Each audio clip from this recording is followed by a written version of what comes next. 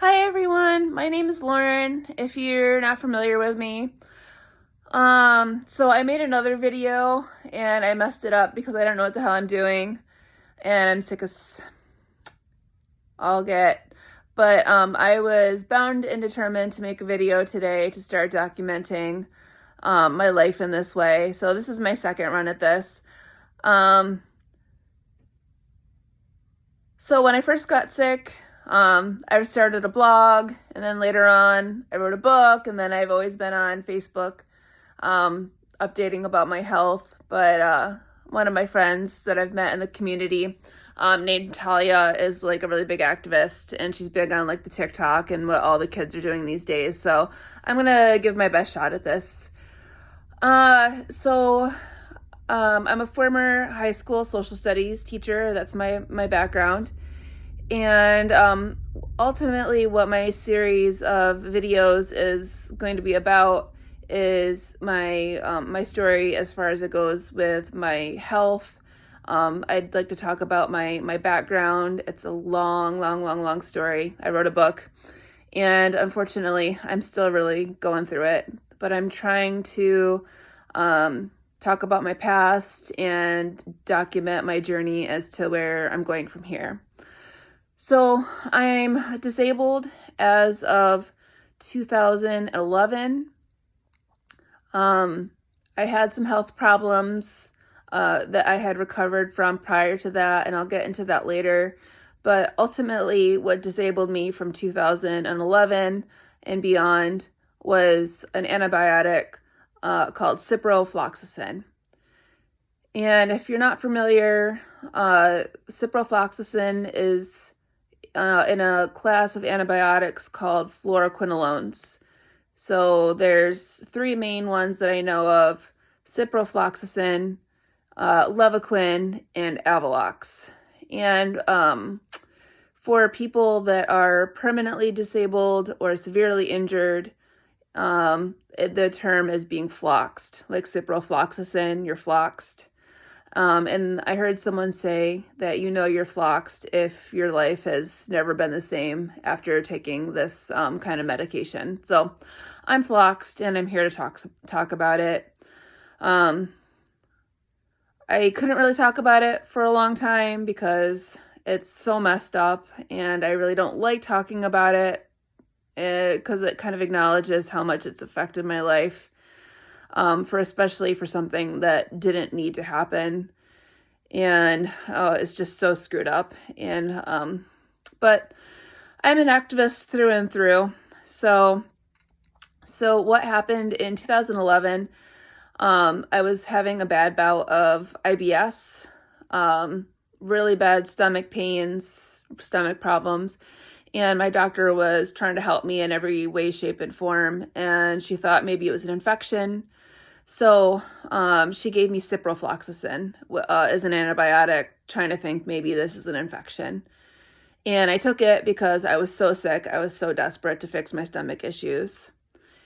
And the thing about this fluoroquinolone antibiotics is that some people get sick right away.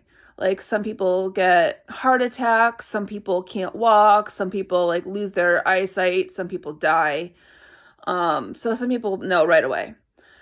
But for other kind of people, the effects don't come until like months later. So I didn't even know I took Cipro. I forgot about it. Like, it didn't really register with me because I didn't know that an antibiotic could disable you. I didn't realize this until I looked back. My husband looked back through my medical records and saw that I took Cipro back in 2011. And a month later, I took it in September of 2011. A month later, I still remember it. I was just like home one day, and it felt like a wave hit me, like washed over me, of just extreme unwellness. Think of like the worst flu that you could possibly imagine. And I just never recovered after that. I was trying to teach, and I would get dressed, and I would try to get into school, and I couldn't even leave my house to try to make it into teach. Or I'd make it in, teach one class, and put my head down on my desk, and the room would just spin and spin and spin and spin and spin. Like something had gone terribly, terribly wrong, and I didn't know what it was. I lost the ability to read. I was a AP teacher, and I was trying to teach books that I couldn't read anymore. I was supposed to teach Cyrano de Bergerac. I was trying to teach The Telltale Heart to a class of students when I hadn't even read it. It like things just got really crazy, and I didn't know what was wrong with me. So I left teaching. My coworkers all hated me because I couldn't make it into class anymore. I just stopped pretty much being able to show up for work, and everything just completely fell apart. Left teaching, couldn't live independently anymore. Spent years bedridden, and I made it my mission. Started going to doctor after doctor after doctor after doctor, just trying to figure out what had happened to me. And I got diagnosed with Epstein-Barr virus. And what happened was the Cipro injured my immune system, I later found out, and caused the Epstein-Barr virus to reactivate. So I went on antivirals and got 50% better. So I got married, had kids at 50% better. So I was like in between sick but I could function enough to like live halfway normal life. And I was always trying to figure out, like, what am I missing? What am I missing? There's got to be more to this. I got diagnosed with Ehlers-Danlos syndrome, hypomobile type. It's a connective tissue disorder. Kind of messes up your whole body. I had a cervical spinal fusion in hopes of feeling any better. The fatigue was the biggest issue. Big mistake, the cervical spinal fusion.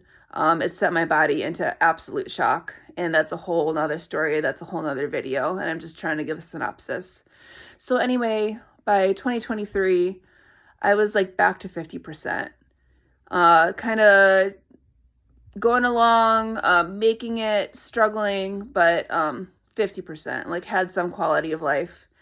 And then just by chance, I thought I had a UTI, and I go to the urgent care, and the doctor gives me Cipro. She does like a quick culture, says you have a UTI, and gives me Cipro. And no warning, nothing. She just says it's a broad spectrum antibiotic, and it'll knock your infection out fast. And I took it home and I read the literature, and the literature is like a little bit scary. It says like, don't take if you have Ehlers-Danlos syndrome, which I have, and I'm an idiot. So I felt terrible about this, that I took it in the first place.